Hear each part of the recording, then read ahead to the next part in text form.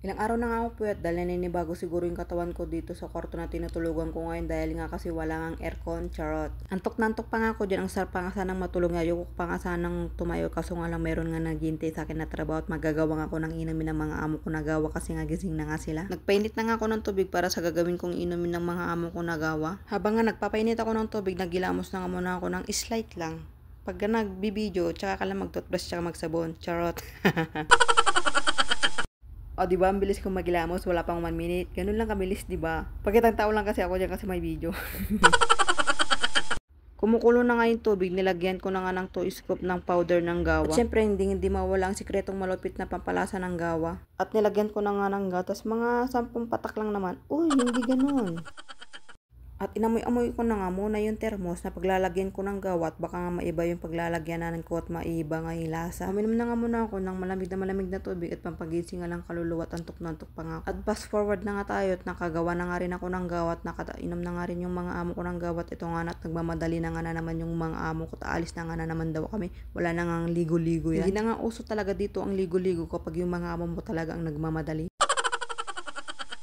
Yung pabango na nga lang yung pinampaligo ko para nga may amoy kahit kunti lang ba. At fast forward na nga at ito nga na naman kami, nagbibiyahe na naman kami, hindi ko na nga naman alam kung saan nga kami pupunta, hindi ko na nga naman alam kung saan na nga naman kami nadali ng aming mga paa. Totoo nga lang, nakapagod pa nga itong bakasyon na to dahil wala akong trabaho ngayon at lakad nga lang kami ng lakad at gabi na nga kami umuwi. At kita nyo naman, look at the view guys. Sobrang ganda naman talaga dito at nakakawala talaga ng stress, nakakawala ng pagod, ganun. Taon-taon nga kami napupunta dito at naalala ko pa nga nung nakaraang taon na dito nga talaga ako nag-birthday na naman. At dito nga na naman ulit ako mag-birthday na walang handa.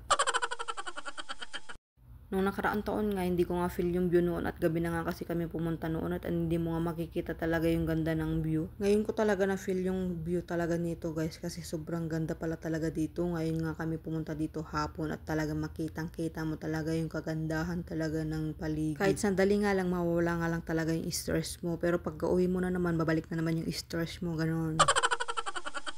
Ang kalaban mo nga lang talaga dito guys, sobrang lamig nga ng hangin guys. Sa dami-dami kong makakalimutan, yung jacket ko pa talaga. Eh hindi ko nga kasi alam guys na dito nga kami pupunta ulit at hindi nga ako sinabihan ng mga amo ko nga dito nga ako pupunta at basta pinaggayak nga lang ako. Ginagawa mo! At fast forward na nga at hindi na nga namin natiis yung sobrang lamig at umuwi na nga kami. At akala ko nga uwi na nga kami, pupunta pa pala kami nga ng mall. At doon nga pala kami kakain. At habang kumakain nga kami, nagulat nga kami may nagsusuntukan sa harap namin. As fast forward na nga, 2:00 na nga ng madaling araw dyan at kauwi pa nga lang namin at pagod na pagod nga ang syagalan nyo. Pagod na pagod yarn. At kung umabot ka nga sa video na to, huwag mo namang kakalimutan mag-comment, mag-like at mag-share. So yun lamang guys, thanks for watching, babush!